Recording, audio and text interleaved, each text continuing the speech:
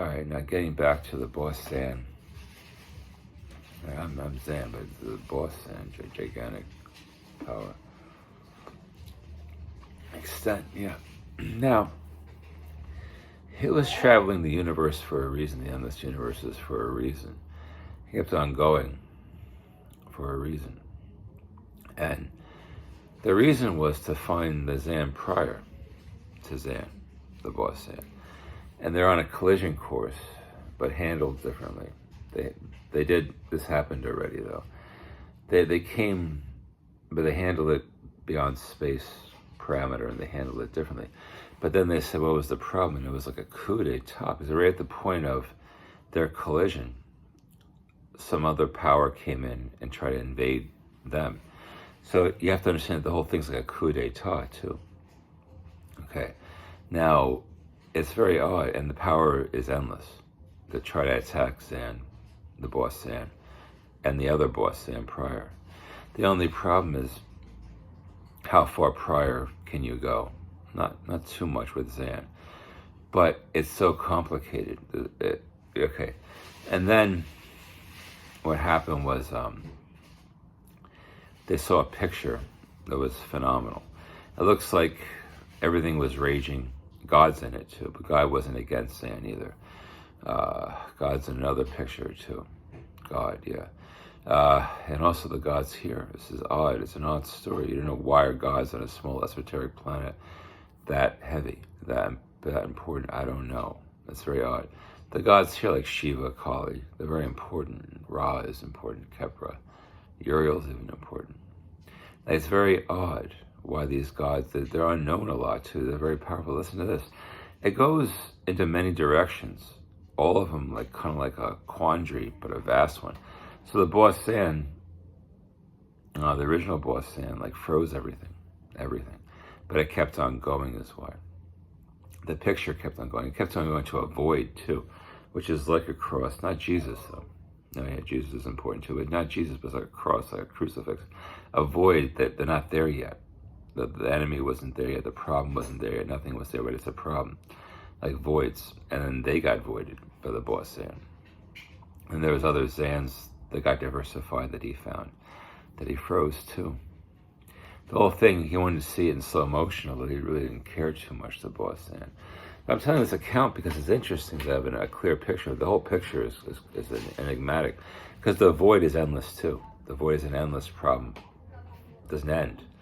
The voids can get frozen a lot though, because when they do come to be at the exact wrong time again for Zan and in the other Zan too, it looks like another coup d'etat could happen, another problem.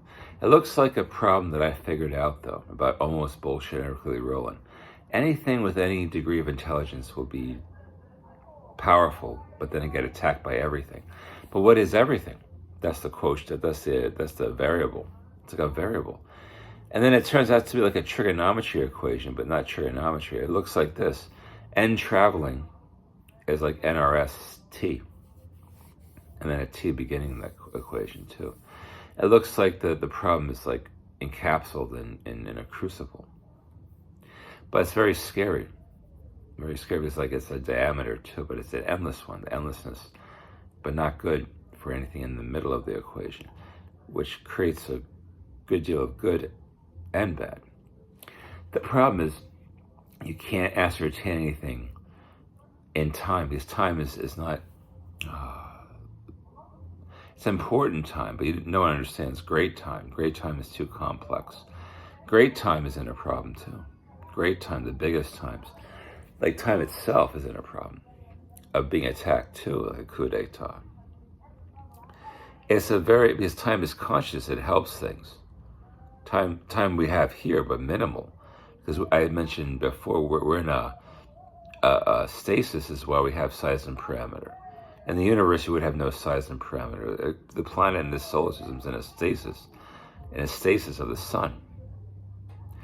Because of that, we can gauge things.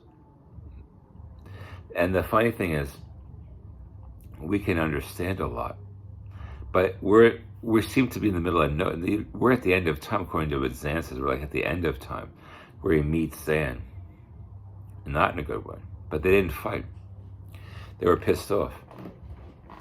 And it looks like what happens prior is not important, or after is not important.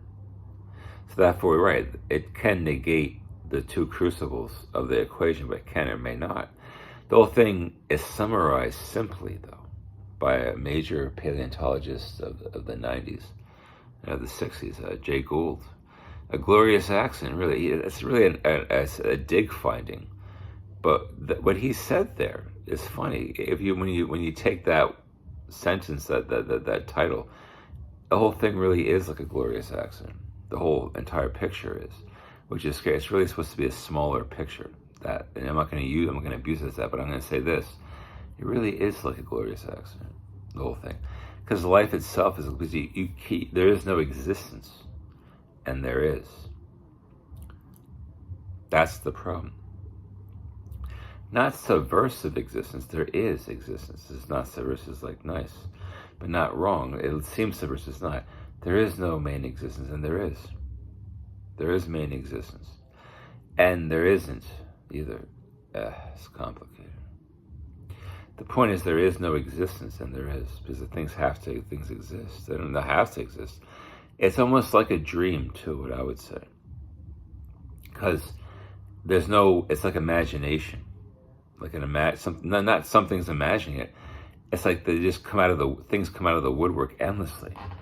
Totally bad, totally smart, totally from out of nowhere. No one knows where anything's from, including people on Earth. Me too. No one knows where I'm from. I don't either. This is the thing. We're all homogenized. We're homogenized when you get to the planet, but other places not. The whole picture. I'm talking about the big picture, really, in this one. The whole picture is so enigmatic. It looks like a melee, a sexual melee, in every direction possible, beyond every direction possible. It looks like something that can get stopped too. But when you stop it, it'll happen later or before. That's why before or later doesn't matter again. It's so complicated. There's no parameter. There's no order. There's no distinct order to anything, and it is too vast. It is too vast. Now, when you exist at a time like the boss Sand can, it's fine for him. Actually, he can do that. But it keeps on ticking away too. It's enigmatic. It keeps on ticking away the problem, and it bothers him. That's why he traveled through space that endlessly. The whole thing is like a real coup d'etat is what I really think, but in a very odd way, even more enigmatic in a bigger circle. The biggest circles. That's why a donut's interesting. A donut's interesting, a small circle and a big circle. Because in a bigger circle, it's more enigmatic. More enigmatic. Because it's enemies, friends, love, interests, passions. But it goes to so many counterpoints that you can't fathom anything. Whatever existence was, I think was a problem of nothing. Really, that's why it's complicated. A problem of nothing. Because nothing's another frontier. Nothing. But it goes even beyond the parameters of nothing in simple philosophy like that. It goes up beyond the parameter of nothing, because nothing ideally would solve it, but it can't. There'll be something about nothing. There'll be a lot of something about nothing. Articulate. It's like existence, flat out. And then, when you look at a picture that you can't fathom, not even the extents can, and they're the most powerful that I know. God, too. God's like an extent, too. It's God, but it's an extent. Doesn't matter sometimes. Sometimes just don't matter.